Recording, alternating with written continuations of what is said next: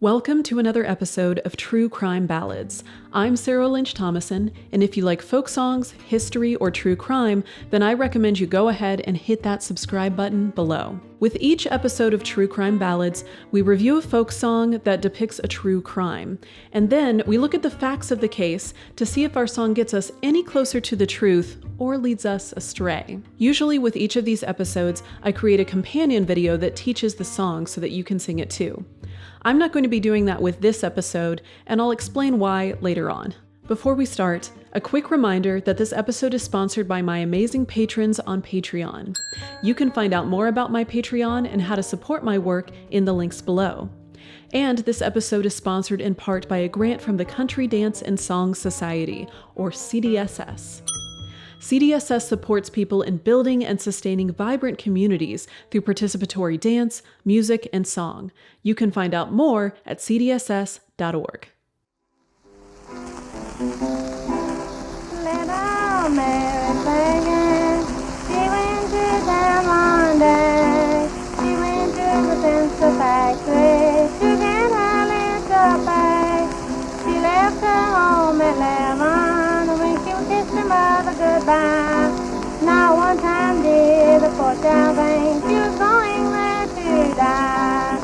Leo. In the 1920s, Fiddlin' John Carson of Georgia would become a nationally famous recording artist, but he was still just a local celebrity on June 12, 1915, when he joined a crowd on the steps of Georgia's state capitol in Atlanta. Earlier that day, Governor John Slayton had held a hearing about an infamous trial that had taken place just 2 years before in 1913, the Leo Frank trial. Leo Frank was a Jewish man, raised in Brooklyn, who had moved to Georgia to take the job of superintendent at the National Pencil Company in downtown Atlanta. Frank had been prosecuted for the murder of one of the company's factory workers, 13-year-old Mary Phagan. Frank had been convicted and sentenced to hang, despite questionable evidence against him. And now, Governor Slayton was reviewing that evidence and reconsidering Frank's sentence. And the crowd at the Capitol was not happy about that. They were convinced that Frank was guilty. So when Fiddlin' John Carson stepped forward, lifted his fiddle, and began to sing his new murder ballad, Little Mary Phagan, they were all ears. Years later, this song would be recorded by Carson's daughter, Rosalie Carson. In this episode, her voice will sing the ballad as Carson wrote it. Leo Frank met her with a brutally hard Reno. He smiled and said, Little Mary, now you go home no more. He sneaked along behind her till she reached the middle room. He laughed and said, Little Mary, you met your fate all then. He fell upon. A few days after this rally, on June 21st, Governor Slayton commuted Frank's death sentence to life imprisonment. In response, angry Atlantans rioted in the streets. A mob hanged Governor Slayton in effigy, along with a sign calling him the King of Jews. 2 months later, on August 17th, a group of vigilantes converged on Georgia's Milledgeville State Prison Farm, where Frank was imprisoned. Meeting no resistance, they took Frank from his bed, drove him almost 200 miles to Phagan's former hometown of Marietta, and lynched him. Frank's body was taken to Atlanta and displayed for several hours in a chapel. The lynching shocked many people in Georgia and across the nation, and headlines from Atlanta to New York City condemned his murder. But out on the streets in front of the chapel, people bought photographs of the lynching. And in Marietta's town square, Fiddlin' John Carson performed his Little Mary Phagan ballad to a crowd of onlookers, singing his song over and over and over again. Why pay attention to this song now? Because it is, in many ways, unfinished business. There's a reason why people have never stopped looking at the Leo Frank case. It's generated lots of scholarly work, film and TV adaptations, and even a musical. Mary Phagan was killed 50 years after Gettysburg. In fact, on the day she was murdered, she had intended to attend the Confederate Memorial Day Parade in downtown Atlanta. And in a lot of ways, the Leo Frank case was a decisive moment in the Civil War that we are still fighting. It led directly to the formation of the Anti-Defamation League and to the reformation of the Ku Klux Klan. And more than a century later, the facts of this case are still being fiercely debated, including by the descendants of the people involved. which incidentally made this episode really hard to research. There are still a lot of strong feelings going on. And right in the middle of all of this was Fiddlin' John Carson and his music. Some scholars cite Carson as an attendee of Ku Klux Klan rallies who used anti-Semitic language in his music. But what we do know for sure is that Carson was a charismatic showman who saw an opportunity and took it. He reveled in Leo Frank's lynching and purposefully profited from it. And whatever his intentions, his ballad became an instrument of anti-Semitic propaganda, both at the time and in the generations to come. So let's take a look at this infamous case and how media, like Carson's music, shaped public perceptions of Phagan's murder and Frank's character. One time she would be back. She killed little Mary Phagan, was on one holiday, and called for old Jim Conley to take her body away. On Saturday, April 26, 1913, 13-year-old Mary Phagan left her home in northwest Atlanta and took a trolley downtown to the National Pencil Company to pick up her paycheck. She walked into the factory and never came out again. Early the next morning, the night watchman, an African-American man named Newt Lee, found Phagan's body in the factory's basement. Phagan had been strangled and she had a deep head wound. Police also perceived that she had been sexually violated, though this idea is contested today. Police searched the basement. They found bloody handprints on a door and 2 strange letters. These letters seemed to be written from the perspective of Phagan before she was killed, and they claimed that she had been attacked by a black man who she referred to as the Night Witch, almost certainly a reference to Newt Lee. Police immediately arrested Lee, though he was eventually cleared along with several other men the police questioned. As the list of suspects dwindled, more and more suspicion fell on the 29-year-old superintendent of the factory, Leo Frank. Frank had been living in Atlanta for about 5 years and had gotten his job at the pencil company through his uncle Moses Frank, a Confederate veteran who owned a good deal of the company's stock. Frank lived in Atlanta's German Jewish community with his wife Lucille Selig, a Georgia native. Frank fell under suspicion because he was the last person who admitted to seeing Phagan alive when she had come to pick up her paycheck on the day she disappeared. Frank was taken into custody on April 29th, and a month later he would be indicted for murder by a grand jury. 2 days after Frank was taken into custody, police arrested another suspect, Jim Conley, an African-American man and Atlanta native who worked as a janitor in the pencil factory. Conley struggled with alcoholism. He had been arrested several times before for drunk and disorderly conduct and had previously served time for shooting a gun at his common-law wife. Police suspected Conley of having written the notes found near Phagan's body. At first, Conley claimed he was illiterate, but police soon found out from Conley's common-law wife that this wasn't true. And when Conley was asked to write down phrases found in the notes, his handwriting and his misspellings, including the term night witch, matched those found in the notes. Police tried to get Conley to confess, abusing him in the process. They told him he would be lynched for his crime and threw him into isolation. Soon after, Conley admitted to writing the notes, but he said he had only written them at the request of Frank the day before Phagan was killed. Conley's story raised more questions than gave answers, so detectives continued to grill him. From there, Conley's story changed 3 more times, becoming more and more elaborate with each telling. Conley's final statement was that he had seen Frank the day of the murder, that Frank had killed Phagan and forced Conley to help hide the body in the basement, and then Frank had Conley write the notes that would be found with the body. With this last story written up as an affidavit, the police chief announced to the press that the murder had been solved. Jim Conley became the star witness for the prosecution against Frank.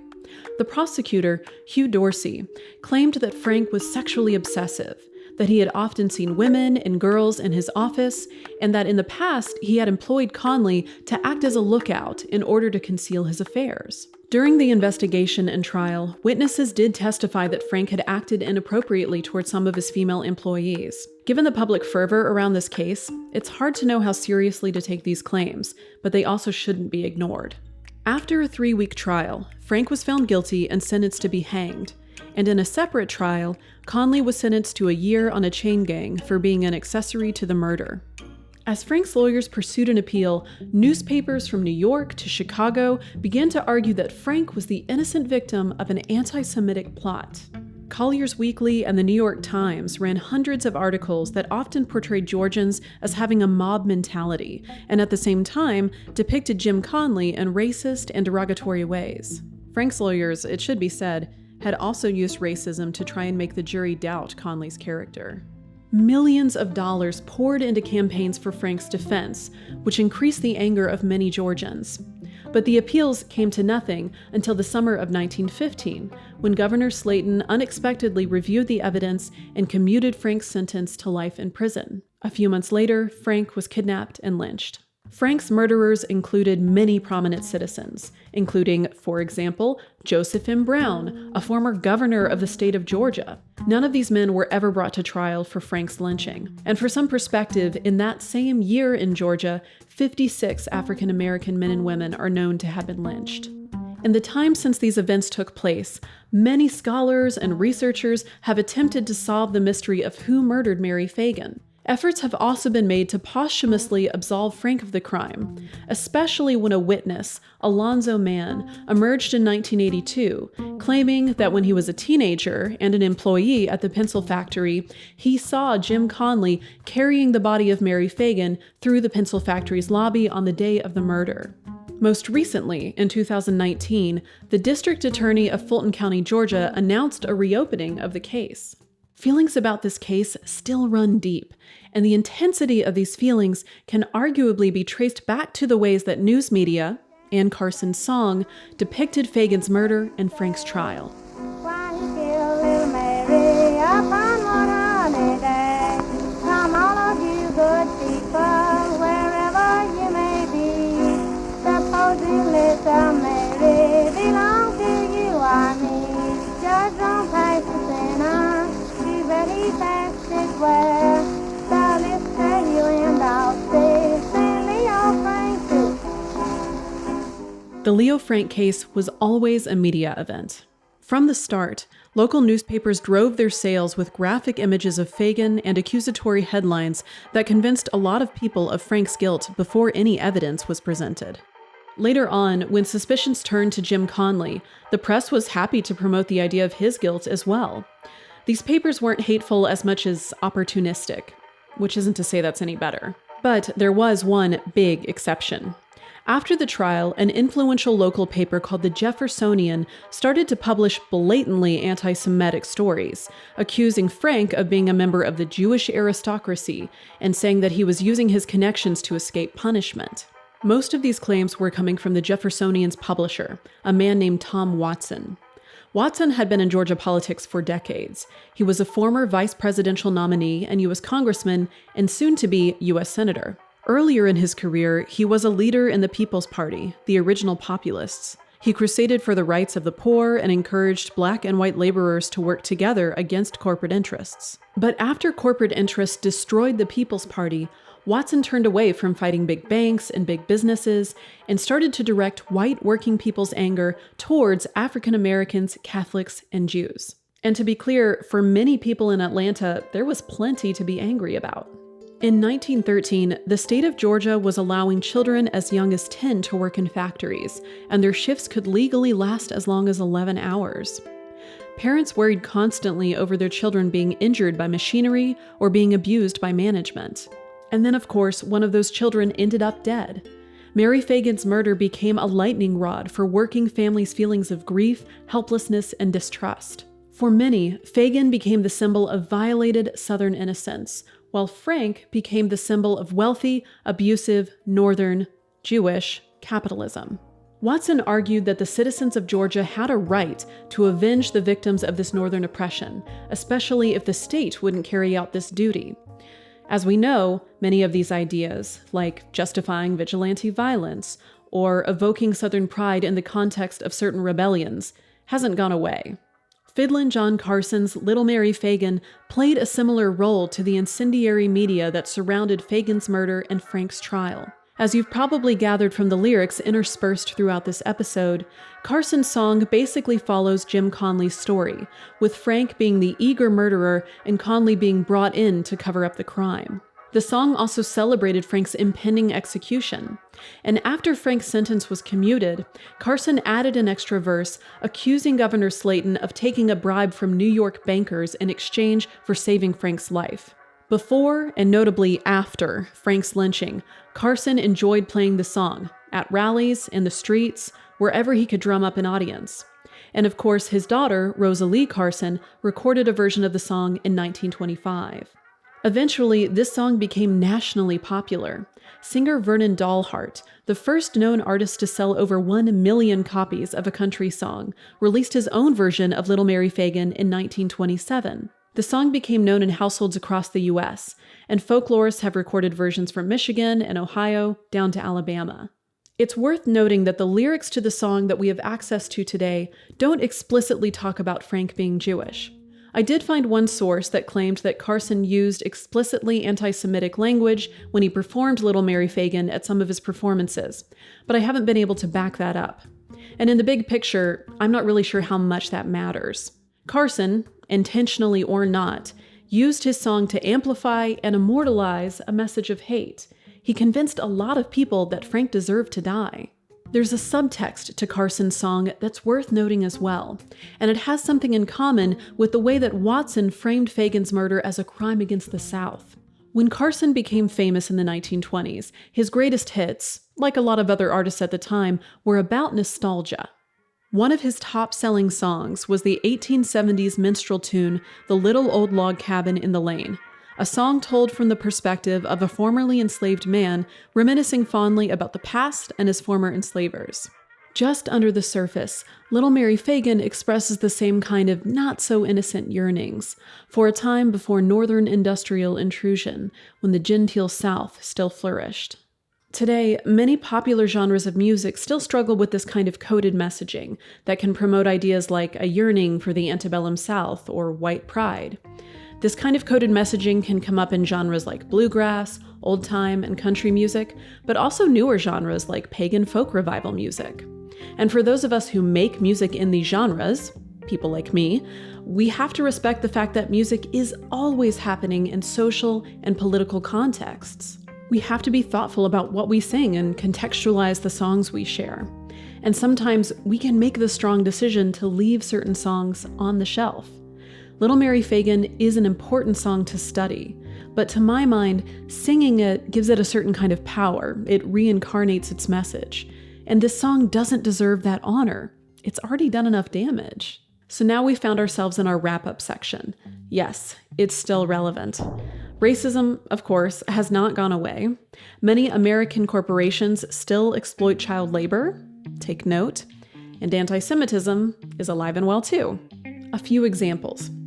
When surveyed, nearly half of QAnon supporters admitted to believing that Jewish folks are attempting to take over the world. And the congressional district that borders Marietta, where Leo Frank was lynched, is currently represented by Marjorie Taylor Greene, who in the past has promoted anti-Semitic conspiracy theories and is probably best known for blaming California's wildfires on Jewish space lasers.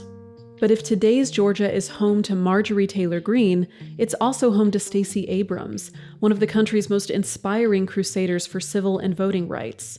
Just like all parts of the U.S., the South has a long history of racism and a long history of anti-racism. It's important we remember both. Perhaps the biggest lesson we can draw from looking at this history and Carson's song is the danger of turning people into scapegoats and symbols. Phagan didn't come to work looking to be the excuse for another man's violent death, nor for ongoing anti-Semitism. And Leo Frank, though a part of Atlanta's mill-owning society, was not the cause of the plight of Atlanta's child workers. These oversimplifications are easy to make, but we have to resist them. The risk is too great. Thank you for watching this episode. Are there songs that you like to sing that tackle intense topics but keep people's humanity intact? I'd love to know more in the comments below. And until next time, be well and sing on.